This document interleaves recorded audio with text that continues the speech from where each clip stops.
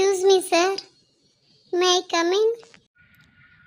ಮೋನಿಶಾ ಯಾಕೆ ತುಂಬಾ ಲೇಟಾಗಿ ಬಂದಿದ್ದೀರಾ ಸ್ಕೂಲ್ಗೆ ನೀವು? ಸ್ಕೂಲ್ ಟೈಮಿಂಗ್ಸ್ ಮರ್ತೋಯ್ತಾ ಹೇಗೆ? ಬೆಳಿಗ್ಗೆ 9:30 ಸ್ಕೂಲಲ್ಲಿ ಇರಬೇಕು ನೀವು.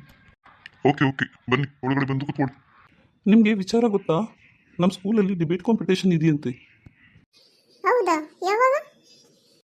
ಹೌದು, ನಾನು ಕೂಡ ಕೇಳಿದ್ದೆ. ಡಿಬೇಟ್ ಕಾಂಪಿಟೇಷನ್ ನೆಕ್ಸ್ಟ್ ವೀಕ್ ಇದೆಯಂತೆ.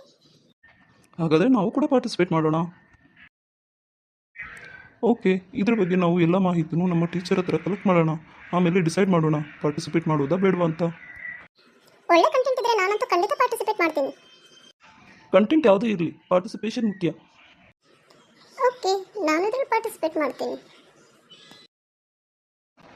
ಏನ್ರಪ್ಪ ಎಲ್ಲ ಒಟ್ಟಿಗೆ ಬಂದಿದ್ದೀರಾ? ಏನು ಸಮಾಚಾರ?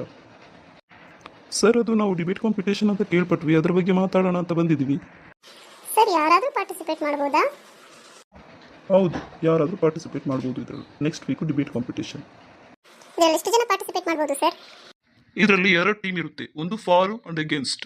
ಫಾರ್ ಅಲ್ಲಿ ನೀವು ಪರವಹಿಸಿ ಮಾತಾಡಬೇಕಾಗುತ್ತೆ, ಅಗೇನ್ಸ್ಟ್ ಅಲ್ಲಿ ನೀವು ವಿರೋಧವಾಗಿ ಮಾತಾಡಬೇಕಾಗುತ್ತೆ. ನಿಮ್ಮಲ್ಲಿ ಯಾರಾದರೂ ಆಸಕ್ತಿ ಇದ್ರೆ ನನ್ನ ಹತ್ರ ಹೆಸರು ಬರೆಸಿ, ಆಮೇಲೆ ನಾನು ಇದನ್ನ ಅನೌನ್ಸ್ ಮಾಡ್ತೀನಿ. ಯಾವ ವಿಚಾರವಾಗಿ ಡಿಬೇಟ್ ಕಾಂಪಿಟೇಷನ್ ಇದೆ ಸರ್? ಅದನ್ನು ತಿಳಿಸಲೇ ಇಲ್ಲ ನೀವು. ಓ ಸಾರಿ, ಡಿಬೇಟ್ ಬಂದು ಪ್ಲಾಸ್ಟಿಕ್ ಬಗ್ಗೆ ಇದೆ. ಪ್ಲಾಸ್ಟಿಕ್ ಬಗ್ಗೆ ನೀವು ಪರವಹಿಸಿನೂ ಮಾತಾಡ್ಬೋದು ಮತ್ತು ವಿರೋಧವಾಗಿ ಮಾತಾಡ್ಬೋದು. ಯಾರ್ಯಾರು ಪರವಹಿಸಿ ಮಾತಾಡ್ತೀರೋ ಅವರು ನನ್ನ ಹತ್ರ ಹೆಸರು ಬರೆಸಿ, ಮತ್ತು ವಿರೋಧದವರು ಕೂಡ ನನ್ನ ಹತ್ರ ಹೆಸರು ಬರೆಸಿ. ಇದನ್ನು ನಾವು ನೆಕ್ಸ್ಟ್ ವೀಕ್ ಕಂಡಕ್ಟ್ ಮಾಡ್ತಾ ಇದ್ದೀವಿ. ನಾನು ಪರವಹಿಸಿ ಮಾತಾಡ್ತೀನಿ ಸರ್, ಯಾಕಂದರೆ ಪ್ಲಾಸ್ಟಿಕ್ ನಮಗೆ ತುಂಬ ಮುಖ್ಯವಾದದ್ದು. ನಾನು ವಿರೋಧಿಸ್ತೀನಿ, ಯಾಕಂದ್ರೆ ಪ್ಲಾಸ್ಟಿಕ್ ಇಂದ ನಮ್ಮ ಪರಿಸರಕ್ಕೆ ತುಂಬಾ ಹಾನಿ ಆಗ್ತಾ ಇದೆ. ಆಯಿತು, ನಿಮ್ಮ ಹೆಸರನ್ನು ಇಲ್ಲಿ ಬರೆಸ್ರಿ, ನಾನು ಕ್ಲಾಸಲ್ಲಿ ಅನೌನ್ಸ್ ಮಾಡ್ತೀನಿ. Okay okay sir, thank you. ನಾನು ಇವತ್ತಿಂದಲೇ ತಯಾರಿ ಮಾಡ್ಕೊತೀನಿ ನನ್ನ ಡಿಬೇಟ್ ಕಾಂಪಿಟೇಷನ್ಗೋಸ್ಕರ. ನಾನು ನಿನ್ನ ಜೊತೆ ಪರವಹಿಸಿ ಮಾತಾಡ್ತೀನಿ ಮನು, ನನ್ನ ನಿನ್ನ ಜೊತೆ ಸೇರಿಸ್ಕೋ. ಆಯಿತು, ನಾವಿಬ್ಬರು ಒಂದು ಟೀಮಲ್ಲಿರೋಣ. ಓಕೆ ರಾಣಿ, ನೀನು ನನ್ನ ಟೀಮಲ್ಲಿರು. ನಾನು ಮತ್ತೆ ನೀನು ಇಬ್ರು ವಿರೋಧ ಮಾತಾಡೋಣ. ಆಯ್ತು, ನಾವಿಬ್ರು ಇವತ್ತಿಂದಲೇ ಪ್ರಾಕ್ಟೀಸ್ ಶುರು ಮಾಡೋಣ. ಮನೆಗೆ ಹೋಗಿ. ಓಕೆ. ಮಾನ್ಯ ಮುಖ್ಯೋಪಾಧ್ಯಾಯರು, ಶಿಕ್ಷಕರು ಹಾಗೂ ನನ್ನ ಪ್ರಿಯ ಸ್ನೇಹಿತರೆ, ಇಂದಿನ ವಾದ ವಿವಾದದಲ್ಲಿ ನಾನು ಪ್ಲಾಸ್ಟಿಕ್ ವರದಾನ ಎಂಬ ಪರವಾಗಿ ಮಾತನಾಡುತ್ತಿದ್ದೇನೆ. ನಾವು ಇಂದಿನ ದಿನ ಪ್ಲಾಸ್ಟಿಕ್ ವಿರೋಧದ ಬಗ್ಗೆ ಮಾತನಾಡುತ್ತಿದ್ದೇವೆ. ನಮ್ಮ ದಿನನಿತ್ಯ ಜೀವನದಲ್ಲಿ ಪ್ಲಾಸ್ಟಿಕ್ನ ಪಾತ್ರ ಎಷ್ಟೋ ದೊಡ್ಡದು ಎಂಬುದನ್ನು ಎಲ್ಲರೂ ಒಪ್ಪಲೇಬೇಕು. ಬೆಳಗ್ಗೆ ನಾವು ಹಲ್ಲು ತೊಳೆಯುವ ಬ್ರಷ್ನಿಂದ ಹಿಡಿದು ಶಾಲೆಗೆ ತರಬಹುದಾದ ನೀರಿನ ಬಾಟಲಿ, ಊಟದ ಡಬ್ಬಿ, ಪೆನ್, ಪುಸ್ತಕದ ಹೊದಿಕೆ ಇವೆಲ್ಲವೂ ಪ್ಲಾಸ್ಟಿಕ್ಕಿನಿಂದ ತಯಾರಿಗಿದೆ. ಪ್ಲಾಸ್ಟಿಕ್ಕಿನ ವಿಶೇಷತೆ ಏನೆಂದರೆ ಹಗುರ, ಹೊತ್ತುಕೊಂಡು ಹೋಗಲು ಸುಲಭ, ದೃಢ, ಸುಲಭವಾಗಿ ಮುರಿಯುವುದು, ಕಡಿಮೆ ಬೆಲೆ, ಎಲ್ಲರಿಗೂ ಲಭ್ಯ, ಜಲ ನಿರೋಧಕ, ಮಳೆ ಬಿದ್ದರೂ ಹಾಳಾಗುವುದಿಲ್ಲ. ವೈದ್ಯಕೀಯ ಕ್ಷೇತ್ರದಲ್ಲೂ ಪ್ಲಾಸ್ಟಿಕ್ನ ಮಹತ್ವ ಅಪಾರ. ಸಿರಿಂಜ್, ಗ್ಲೌಸ್, ಪ್ಯಾಕೇಜಿಂಗ್ ಇವು ರೋಗಿಗಳ ಸುರಕ್ಷತೆಗೆ ಸಹಾಯ ಮಾಡುತ್ತದೆ. ಹೌದು, ಎಷ್ಟು ಉಪಯೋಗಗಳನ್ನು ನೀವು ತಿಳಿಸಿದ್ದೀರಿ. ಈಗ ನಾನು ಅದರಿಂದ ಉಂಟಾಗುವ ಅಪಾಯಗಳ ಬಗ್ಗೆ ಮಾತನಾಡುತ್ತೇನೆ. ಇದು ಪರಿಸರ ಹಾನಿ.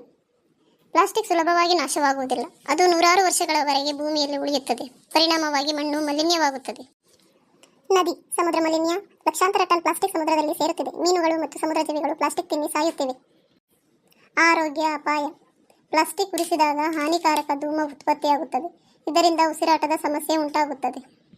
ಮಣ್ಣು ಫಲವತ್ತತೆಯ ಕುಸಿತ. ಪ್ಲಾಸ್ಟಿಕ್ ಮಣ್ಣಿನಲ್ಲಿ ಇಳಿದರೆ ನೀರು ಹೀರಿಕೊಳ್ಳುವುದನ್ನು ತಡೆದು ಕೃಷಿಗೆ ತುಂಬಾ ಹಾನಿ ಉಂಟು ಮಾಡುತ್ತದೆ. ಹೌದು, ಆದರೆ ಪ್ಲಾಸ್ಟಿಕ್ ಇಲ್ಲದೆ ನಮ್ಮ ಜೀವನ ತುಂಬ ಕಷ್ಟಕರವಾಗಿರುತ್ತದೆ. ಉದಾಹರಣೆಗೆ, ಆಹಾರವನ್ನು ಹೆಚ್ಚು ದಿನ ಹಾಳಾಗದಂತೆ ಇಡಲು ಪ್ಲಾಸ್ಟಿಕ್ ಉಪಯೋಗವಾಗುತ್ತದೆ. ಹಾಗೂ ಪ್ರತಿದಿನ ಭಾರವಾದ ಗಾಜಿನ ಬಾಟಲಿಗಳನ್ನು ಹೊತ್ತುಕೊಂಡು ಹೋಗಬೇಕಾಗುತ್ತದೆ. ಉತ್ಪಾದನಾ ವೆಚ್ಚ ಹೆಚ್ಚಾಗುತ್ತದೆ. ಆದ್ದರಿಂದ ಪ್ಲಾಸ್ಟಿಕ್ ಸರಿಯಾದ ರೀತಿಯಲ್ಲಿ ಉಪಯೋಗಿಸಿದರೆ ಅದು ವರದಾನವೇ ಹೊರತು ಶಾಪವಲ್ಲ. ನೀವು ಹೇಳಿರುವುದು ಸರಿ, ಆದರೆ ನಾವು ಈಗಾಗಲೇ ಜಾಗೃತವಾಗಿರಬೇಕು. ಭೂಮಿ ಪ್ಲಾಸ್ಟಿಕ್ನ ಗುಡ್ಡವಾಗಿ ಬಿಡುತ್ತದೆ. ಪ್ರಕೃತಿ ನಮ್ಮನ್ನು ಕ್ಷಮಿಸುವುದಿಲ್ಲ. ಆದ್ದರಿಂದ ಪ್ಲಾಸ್ಟಿಕ್ನ ಬಳಕೆ ನಿಷೇಧಿಸಿ, ಬದಲಿಗೆ ಹಸಿರು ಪರ್ಯಾಯಗಳನ್ನು ಬಳಸುವುದು ತುಂಬಾ ಅವಶ್ಯಕತೆ. ಹೌದು, ನಿಮ್ಮ ಮಾತುಗಳಲ್ಲಿ ಸತ್ಯವಿದೆ. ಆದರೆ ಪ್ಲಾಸ್ಟಿಕ್ನ ಸಮಸ್ಯೆ ಅದರ ಅಸ್ತಿತ್ವದಲ್ಲ, ಅದು ಹೇಗೆ ತ್ಯಜಿಸಲಾಗುತ್ತದೆ ಎಂಬುದರಲ್ಲಿದೆ. ನಾವು ಸರಿಯಾದ ಮರುಬಳಕೆ ಅಂದರೆ ರೀಸೈಕ್ಲಿಂಗ್ ವಿಧಾನಗಳನ್ನು ಅನುಸರಿಸಿದರೆ ಪ್ಲಾಸ್ಟಿಕ್ ಹಾನಿ ಬಹಳ ಮಟ್ಟಿಗೆ ಕಡಿಮೆಯಾಗುತ್ತದೆ. ಸರ್ಕಾರ, ಸಮಾಜ ಮತ್ತು ಶಾಲೆಗಳು ಈ ಬಗ್ಗೆ ಜಾಗೃತಿ ಮೂಡಿಸಬೇಕು. ಪ್ಲಾಸ್ಟಿಕ್ ಅನ್ನು ತ್ಯಜಿಸುವ ಬದಲು ಅದನ್ನು ಮರುಬಳಕೆ ಮಾಡಿ ಹೊಸ ಉತ್ಪನ್ನಗಳನ್ನು ತಯಾರಿಸಬಹುದು. ಹೌದು, ಮರುಬಳಕೆ ಒಳ್ಳೆಯದು. ಆದರೆ ಪ್ರಸ್ತುತ ಪರಿಸ್ಥಿತಿಯಲ್ಲಿ ವಿಶ್ವದ ಪ್ಲಾಸ್ಟಿಕ್ನ ಕೇವಲ 9% ಮಾತ್ರ ಮರುಬಳಕೆ ಆಗುತ್ತಿದೆ ಎಂಬುದನ್ನು ವಾಸ್ತವವಾಗಿ ನಾವು ತಿಳಿಯಬೇಕಾಗಿದೆ. ಜನರ ಅಭ್ಯಾಸ ಬದಲಾಗುವವರೆಗೂ ಪ್ಲಾಸ್ಟಿಕ್ ಉಪಯೋಗ ಕಡಿಮೆ ಮಾಡುವುದು ಮಾತ್ರವೇ ಪರಿಹಾರ. ಭವಿಷ್ಯದಲ್ಲಿ ನಾವು ಪ್ಲಾಸ್ಟಿಕ್ ಬದಲಿಗೆ ಬೇರೆ ಉಪಯೋಗಗಳನ್ನು ಅಳವಡಿಸಿಕೊಂಡರೆ ಭೂಮಿಯ ಆರೋಗ್ಯವನ್ನು ಕಾಪಾಡಬಹುದು. ವಿದ್ಯಾರ್ಥಿಗಳು ತಮ್ಮ ತಮ್ಮ ವಿಚಾರಗಳನ್ನು ಚೆನ್ನಾಗಿಯೇ ಮಂಡಿಸಿದ್ದಾರೆ. ಪ್ಲಾಸ್ಟಿಕ್ನ ಉಪಯೋಗದ ಪಾಸಿಟಿವ್ ಅಂಶಗಳನ್ನು ತಿಳಿಸಿದ್ದಾರೆ ಮತ್ತು ಅದರ ಹಾನಿ ಪರಿಣಾಮಗಳನ್ನು ಸ್ಪಷ್ಟಪಡಿಸಿದ್ದಾರೆ. ಸತ್ಯ ಏನೆಂದರೆ ಪ್ಲಾಸ್ಟಿಕ್ ನಮ್ಮ ಜೀವನದ ಭಾಗವಾಗಿದೆಯಾದರೂ ಅದರ ಬಳಕೆಯನ್ನು ನಿಯಂತ್ರಿಸಿ ಮರುಬಳಕೆ ಮಾಡಲು ನಾವು ಕಲಿಯಬೇಕು. ಪ್ರತಿಯೊಬ್ಬ ವಿದ್ಯಾರ್ಥಿಯೂ ಈ ವಿಷಯದಲ್ಲಿ ಜಾಗೃತರಾಗಬೇಕು.